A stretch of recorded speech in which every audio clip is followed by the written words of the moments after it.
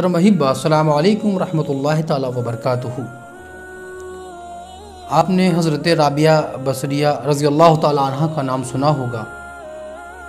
ایک موقع پر آپ کے گھر میں 4 مہمان تشریف لائے تو حضرت رابعہ بصریہ نے اپنی خادمہ سے پوچھا کہ گھر میں کچھ کھانے کا اسباب مہیا ہے؟ خادمہ نے عرض کیا کہ گھر میں فقط ایک روٹی ہے۔ رابعہ بصریہ نے فرمایا ایک روٹی میں تو 4 ٹکڑے ہی میسر ہوں گے چاروں مہمانوں کو۔ اسی اثنا میں دروازے پر ایک فقیر نے آواز لگائی، ندا دی، تو رابعہ بصریہ نے فرمایا کہ یہ روٹی لے اور اس فقیر کو، سائل کو پہنچا دے۔ خادمہ اٹھی اور اس روٹی کا ٹکڑا اس سائل غریب کو پہنچا کے چلی آئی۔ تھوڑا ہی وقت گزرا تھا کہ ایک شخص آیا اور دروازے پہ دستک دی۔ خادمہ نے دروازہ کھولا، رابعہ بصریہ نے پوچھا کہ کون ہے؟ تو خادمہ نے کہا کہ ایک صاحب ہیں، 2 روٹی لے کے آئے ہیں۔ رابعہ بصریہ نے فرمایا کہ اس کو کہہ دو واپس چلا جائے، یہ میرے گھر کی روٹی نہیں ہے۔ وہ خادم روٹی لے کے دوسرے گھر چلا گیا۔ تھوڑی دیر کے بعد ایک شخص اور آیا، وہ 4 روٹی لے کے آیا۔ خادمہ نے دروازہ کھولا، اس نے دستک دی۔ رابعہ بصریہ نے پوچھا کون ہے؟ تو وہ کہنے لگی خادمہ کے ایک صاحب ہیں، 4 روٹی لے کے آئے ہیں ہمارے گھر پہ۔ رابعہ بصریہ نے فرمایا کہ اس کو بھی واپس کر دو، یہ روٹی ہمارے گھر کے لیے لے کے نہیں آیا، یہ کہیں اور کے لیے لے کے آیا ہوگا۔ وہ شخص بھی آپ کے گھر سے چلا گیا۔ تھوڑا وقت اور گزرا، تیسرا شخص آیا، اس نے دروازے پہ دستک دی۔ خادمہ پہنچی، اس نے دروازہ کھولا۔ رابعہ بصریہ نے پوچھا کون؟ تو کہا کہ ایک شخص آیا ہے، وہ اپنے ساتھ 11 روٹی لے کے آیا ہے۔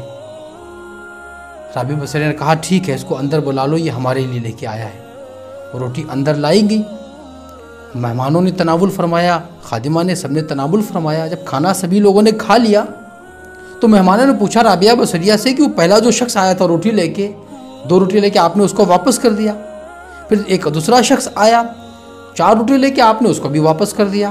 اور جب یہ تیسرا شخص 11 روٹی لے کے آیا، آپ نے اس کو اندر بلا لیا۔ آخر یہ کیا راز ہے؟ اس سے پردہ اٹھائیے۔ رابعہ بصریہ نے فرمایا کہ جو 2 روٹی لے کے آیا تھا وہ میرا حصہ نہیں تھا، 4 روٹی والا وہ بھی میرے گھر کا حصہ نہیں تھا، لہٰذا جو 11 روٹی لے کے آیا وہ میرا حصہ تھا، کیونکہ میں نے فقیر کو اللہ کی رضا کے لیے 1 روٹی پیش کی تھی۔ اور اللہ پاک فرماتا ہے من جاء بالحسنۃ فلہ عشر امثالھا، کہ جو میرے لیے 1 روپیہ خرچ کرتا ہے میں اس کے بدلے میں اس کو 10 روپے عطا کرتا ہوں، اس کے عوض میں 10 نعمتیں عطا کرتا ہوں۔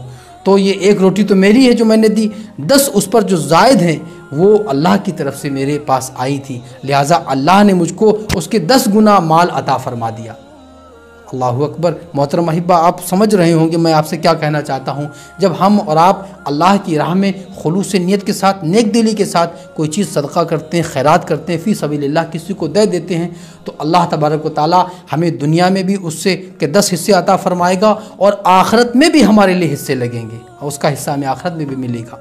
تو مال کو خرچ کرتے رہو اللہ کی راہ میں، مال کو دیتے رہو، اور اللہ سے پر امید رہو کہ اللہ تبارک و تعالیٰ اس کا صدقہ، اس کا فیض تمہیں یہاں بھی نصیب فرمائے گا، اور تمہارا وہ دیا وہ صدقہ اللہ کی بارگاہ میں بڑھتے بڑھتے بڑھتے پہاڑوں کی شکل اختیار کر لے گا۔ اور قیامت کے دن جب آپ اپنے اس دیے ہوئے مال سے ملاقات کریں گے تو آپ کی حیرت کی انتہا نہیں ہوگی۔ وہ صدقہ، وہ مال، وہ خیرات فی سبیل اللہ وہ پہاڑوں کی شکل لے چکا ہوگا۔